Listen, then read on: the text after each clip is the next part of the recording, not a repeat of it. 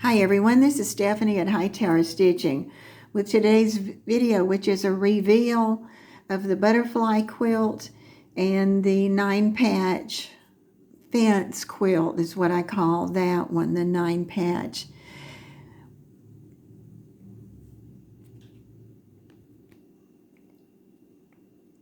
And remember that the butterfly patches make a block that's 18 inches. 18 and a half, and it goes down to 18. So I wanted to show you again things that I really did do to help me work this big project. Because, you know, back in the day when I started, I was hand stitching. I'd do 6-inch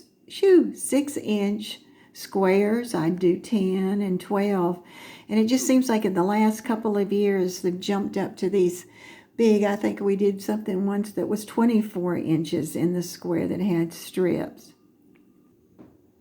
And the first thing that I did, and I do this a lot, you've seen it, but I take a piece of paper and I cut out exactly, like this was 18 and a half inch square, and then I put the patches inside, and that helps me to see how big they're going to be. Like if you look at the darker patches, it's 6.5 by 8.5, the big patch, and then on the side of it is a 2.5 and 6.5, and in the bottom you've got the smaller sections. And that really helped me to start getting a sense about it. And then once I got the quilt together, and even before that, I did another one. And this was going to be for my free motion quilting. Or if you were hand stitching, you could do the same thing because you'd have an idea what the size of the patches were. And there was a lot of white in this. And since it was butterflies, I did the whites with leaves and flowers all over because that's where the butterflies would be. And then I found a Leah Day free motion quilting's pattern, where you see all of the little circles up there. They were better when I made them with my template. But the idea was that the lines came off of one circle and fed over into another circle. And then they went all different directions and came in from the side. So to make it more uniform, because I still had 6 big butterflies to do, I made a template for the big section. And right there it is. And I had already decided where the circles were going to go on it. So on this part, I cut them out, and I labeled what part of the template I used. Like there's the biggest circle and the biggest. There was one I had marked a plus and one with dots. And the other thing that I did was around the edge, I did a border around the part that would be going towards the outside of the butterfly, just like in the wings. And I did the same thing for the bottom. And when it was dark material, I used a piece of the thin chalk. And when it was lighter material, I used the air erase markers. So they all disappeared. And finally, after all of that, the first reveal is the big butterflies. I used 6 butterflies, and it made it 53 by 53, which is a really nice size for a throw, or if you just did 4, you could do a wall hanging. And even this one is not too big to be a wall hanging, especially if you needed a pop of color in a particular room, you know, to either lay on the bed or you wanted to put it on the wall. And go up a little closer. See if we can capture some of the stitching, you know, and here again, I just started when I got the butterflies done. Well, actually, as I did the butterflies, I did the white that went around them because I said, that's going to be a lot of white if I have to do all of that after I finish.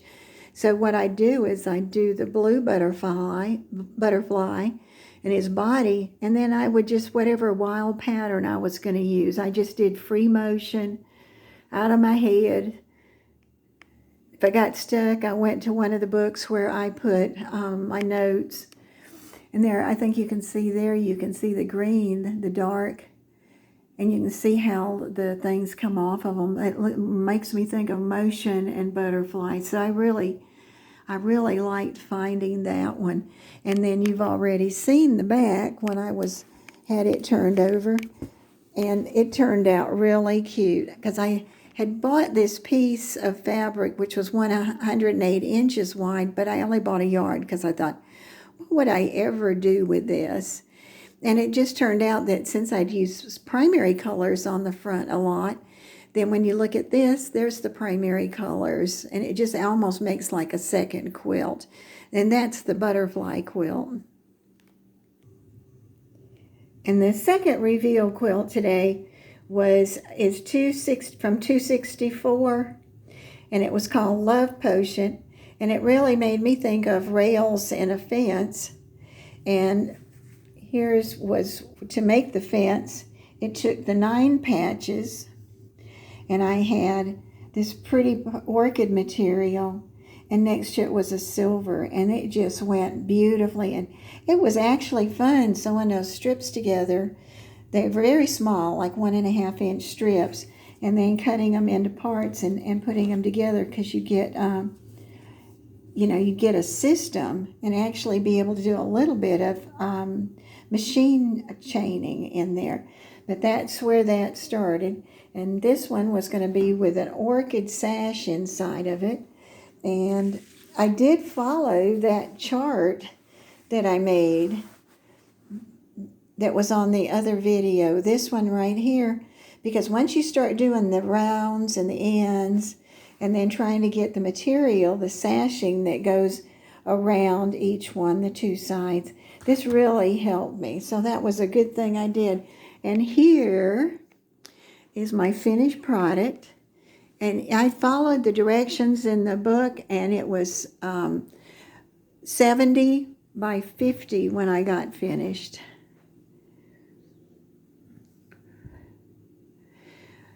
And when I go up there, I'm going to show you some of the stitching for this one. There was going to be a lot of this all the way around, but I love the squares, and I love doing the little orange peel in them with different patterns. So I did the orange peel through the grays, and I got where I could travel down all the way, really, then one time, and then come back and fix the other one in there. And you could figure out different ways to do it. But then I got to the orchid, and I said, oh my gosh, 3 inches of orchid, 1, 2, 3, 4, 5 times. Talk about being bored. And I said, and I didn't want to repeat the same pattern. So I've decided this is my super sampler for quilting. And I just started in the very center and just started quilting. Things that popped into my head that I remembered and that I wanted to do at that minute, and I put on there. And then when I started to run out of ideas and repeating, I went back to the books that I have. I have like the 3 books where I've taken and done the patterns and made myself a sample in the book so that I don't have to go back to magazines all the time or go back on the internet. And so I would pull it out and I'd open a page, the first page, and I'd say, is there something there that I'd like to repeat? Or does that make me think of something that I could do? And I'd quickly go on to the next piece. So I did the round in the middle, then I did the boxes around, and I used silver thread, which went with that gray. With that gray fabric. And then I did the purple and the orchid, and it had an orchid thread. So then I finally said, okay, I'm to the end. I've got the last row to do all the way around. And I was about out of creative, I'm going to tell you. And I was tired of looking at the books. So I just took a half circle, and I did a half a circle all the way down.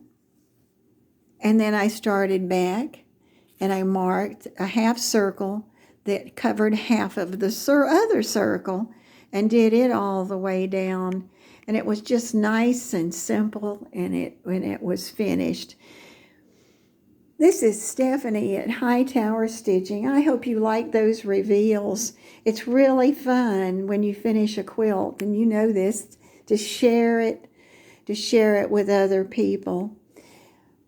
Thank you for watching. If I forgot anything, I will put it in the notes, and love to have comments or things that will help other people. And if this was helpful or you enjoyed it or it might give you an idea for a project, please hit subscribe and like. Thank you for watching.